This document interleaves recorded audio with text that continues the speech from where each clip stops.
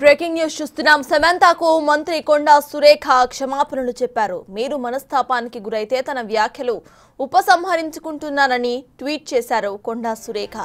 మహిళా నాయకుల పట్ల ఓ నాయకుడి చిన్నచూపు ధోరణిని ప్రశ్నించాలనేదే తన ఉద్దేశమని అన్నారు.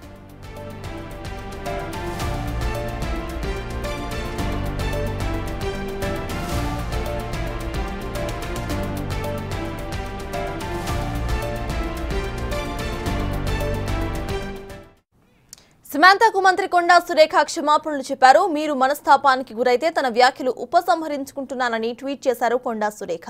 మహిళా నాయకుల పట్ల ఓ నాయకుడి చిన్న చూపు ధోరణిని మాత్రమే ప్రశ్నించాలి అనుకున్నారని ఆవిడ చెప్పుకొచ్చారు. ఇదే అంశంపై పూర్తి డీటెయిల్స్ ను my associate input editor Nagesh అందిస్తారు. నగేష్, చెప్పండి, నిన్నటి వరకు ఈ అంశం రచ్చలేపింది. ఇప్పుడైతే కొండా సురేఖ ఇటు క్షమాపణలు చెప్తూ ట్వీట్ చేశారు. దీన్ని ఎలా చూడాలంటారు?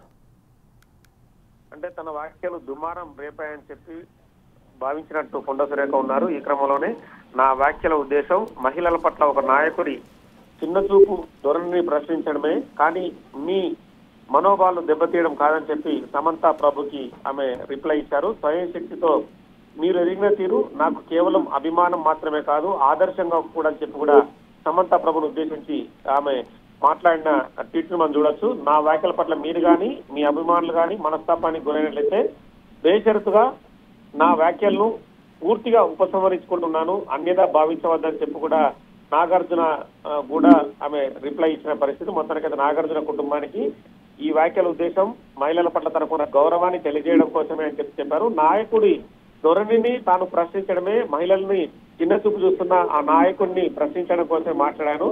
ఒకవేళ ఈ వ్యాఖ్యలు వేరే రకంగా మీరు భావిస్తే మాత్రం అన్యదా క్షమించాలని చెప్పారు. అంటే నిన్న కొండా సురేఖ గాంధీ భవన్ లో మాట్లాడే మాటలు విపరీతమైన దుమారాన్ని రేపాయని చెప్పచ్చు. చాలా మంది ట్వీట్ల ద్వారా వాళ్ళ మాటల ద్వారా స్పందించారు. ఈ క్రమంలోనే కొండా సురేఖ తన వ్యాఖ్యలు ఉపసంహరించుకుంటున్నట్టుగా క్షమించమని చెప్పి కూడా అన్యదా భావించవద్దని చెప్పి కూడా ఈ వ్యవహారంలో తన ట్వీట్ తో ఈ వ్యవహారాన్ని ముగింపు పలికారని చెప్పొచ్చు. Right, thank you Nagesh.